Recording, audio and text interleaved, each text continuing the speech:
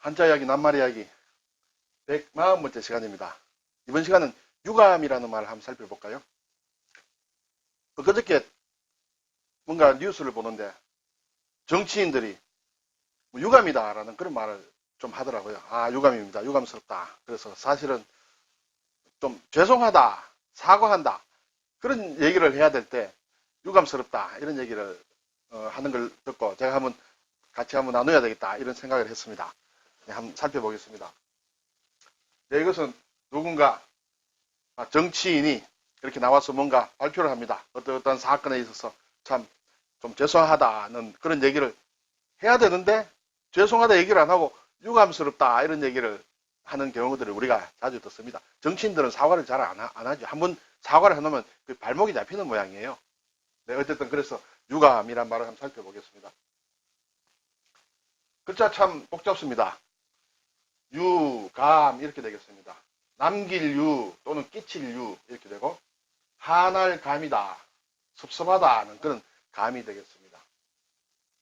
그래서 뭔가 이렇게 자기가 좀 섭섭한 느낌을 이렇게 준다, 가지고 있다 그런 뜻이 되겠습니다. 우선 글자부터 한번 살펴보겠습니다.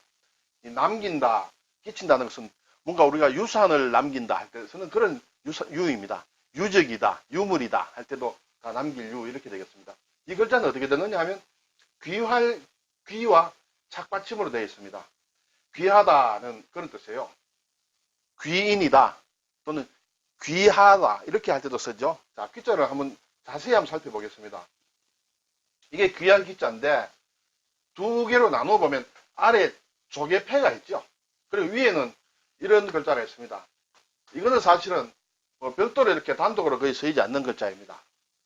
그리고 아래는 이제 조개패가 있습니다. 조개는 옛날에 재물이나 재화, 돈을 나타내는 그런 글자로 쓰이고 있죠. 윗부분의 이 부분은 사실은 이러한 모양이에요. 뭔가 손으로 이렇게 잡고 있는 그런 모양이에요. 손으로 잡고 있다. 자, 그러면 조개가 있으니까 재물을 잡고 있다. 귀한 것을 가지고 있다. 돈을 가진다. 그런 뜻이 되겠죠. 네, 그것이 귀하다는 것이죠. 재물을 가지고 있으니까. 네. 자, 그런데 우리가 일반적으로 보면 한자를 좀 배울 때 조개패는 재물을 뜻하는데 이것은 옛날에는 조개가 돈으로 쓰였기 때문에 그렇다 이렇게 얘기를 하죠. 그런데 사실 아무 조개나 이렇게 돈으로 쓰일 수는 없습니다. 자, 이것이 열합이에요. 열합. 홍합이라고도 하죠. 이런 것을 돈으로 쓸 수 있을까요? 이게 알맹이는 먹고 이렇게 남은 조개 껍데기를 가지고 이걸 돈으로 쓴다. 못 쓰겠죠. 금방 조금 힘을 주면 다 부서지고 없습니다. 네. 그리고 이것도 조개를 할 수 있습니다. 소라. 이런 것도 돈으로 쓸 수 있겠어요? 무슨에 많지도 않을 거예요. 숫자는. 홍합은 숫자가 좀 많을 수 있습니다만 지역에 따라서. 숫자도 드물고 이게 크기도 사실 들쭉날쭉하고 뾰족뾰족하고 이래서 다루기도 힘듭니다. 그래서 이런 것은 돈으로 쓰이지 않습니다. 아무 조개나 돈으로 쓰인 것이 아닙니다. 이러한 조개가 돈으로 쓰였어요. 단단하게 생겼죠. 그리고 크기도 적당합니다. 그래서 이런 것을 가지고 돈으로 썼다. 저는 이 글자를 볼 때 여기 이렇게 조개에 이러한 부분이 좀 있겠죠. 이것이 바로 조개의 이 부분을 좀 나타내는 것이 아닌가 이렇게 생각이 됩니다. 아래쪽에 있는 것은 조개살이 아래로 조금 나와 있는 모양이다 이렇게 되겠습니다. 그래서 앞으로 조개패를 얘기할 때는 이러한 조개, 막연한 조개를 생각하지 마시고 이러한 조개를 생각하세요. 물론 조개 이름이 있습니다. 이름이 있는데 자안패라든지 고패라든지 그렇게 합니다. 그래서 이 조개를 가지고 있는 돈을 가지고 있으므로 귀하다 이렇게 되겠죠. 자, 다시 돌아와서 이 조개를 조개를 가지고 또는 재물을 돈을 가지고 간다는 것이죠. 어디 가서 누구에게 남긴다, 누구에게 준다. 그러므로 남길 유가 되겠습니다. 돈을 가지고 갑니다. 예. 그리고 이제 한할 감, 섭섭할 감. 이 글자는 보면 마음을 뜻하는 마음, 신방변, 또 마음심 같은 글자이죠. 이 두 개가 들어있습니다. 마음이 두 개가 있고 가운데 이렇게 다함이라는 글자가 있어요. 다라는 것은 모두를 얘기하죠. 이 글자 자체로는 별로 많이 쓰이지 않습니다. 우리가 쓰는 낱말 중에는 제가 어릴 때 몇 번 들어본 적은 있습니다. 함씨라는 함씨.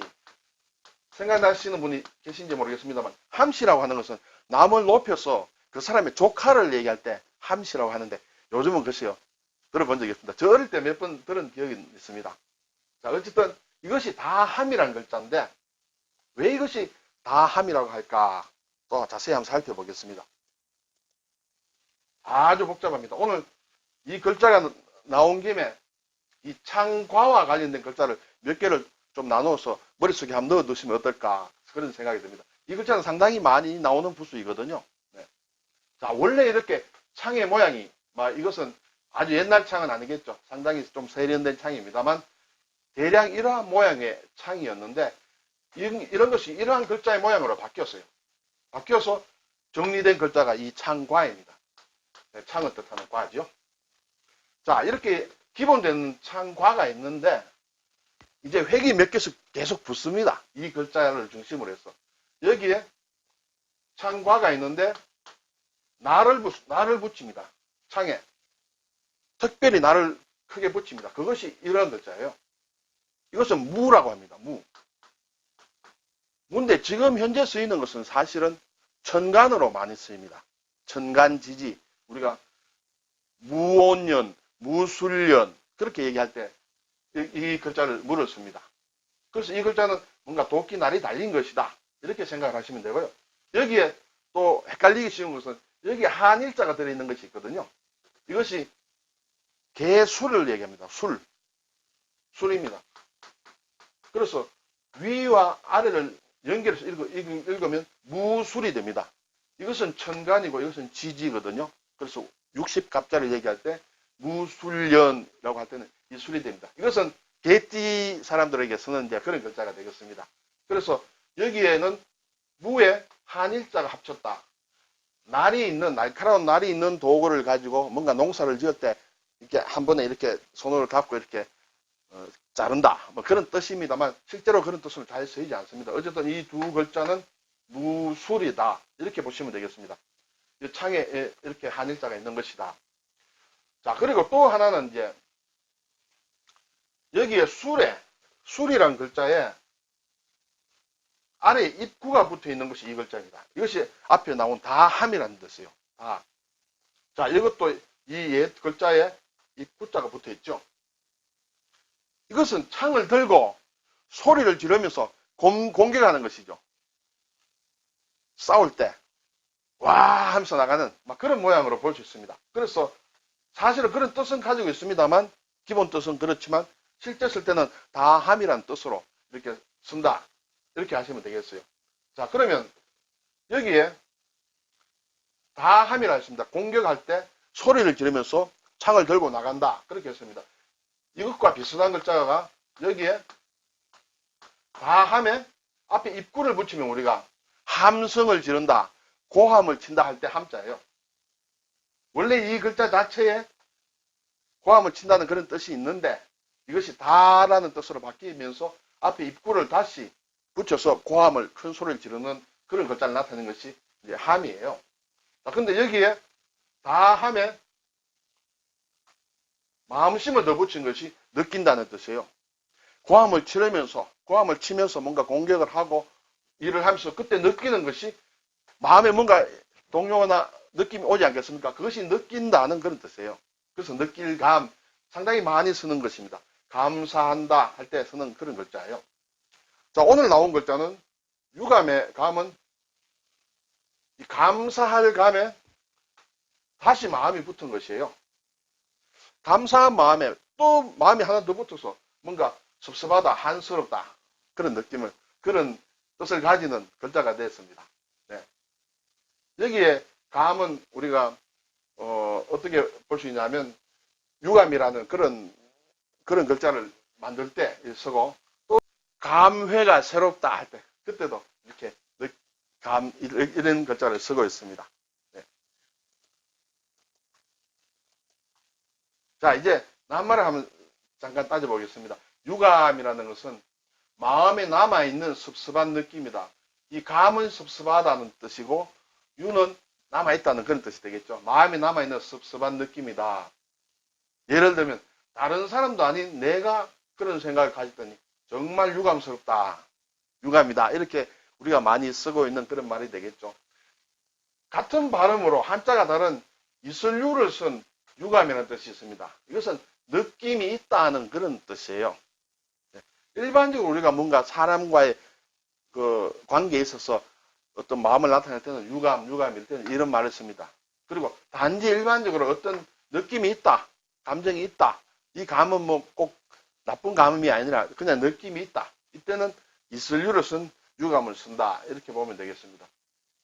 자, 앞에서 제가 정치인들의 유감 표명. 사실 정치인들이 유감은 뭔가 섭섭한 마음이 있다는 것이 아니고 자기가 잘못했을 때 얘기를 해야 되는데 그때는 사과를 하든지 사죄를 하든지 이런 얘기를 해야 되는데 사과드립니다. 사죄합니다. 해야 되는데 유감스럽습니다 하는 것은 말을 상당히 좀 이상하게 얼버무리는 그런 상황이 됩니다. 네, 그리고 여기 이제 유감으로 뜻으로 하는 우리가 사죄, 사과, 이런 사의 이런 것을 합니다만 이 사자는 또 조금 독특합니다. 살해한다는 뜻이 있습니다. 감사합니다. 그때 이 사자를 씁니다. 그런데 또 사죄한다는 뜻으로도 씁니다. 좀 뜻이 조금 다르지요.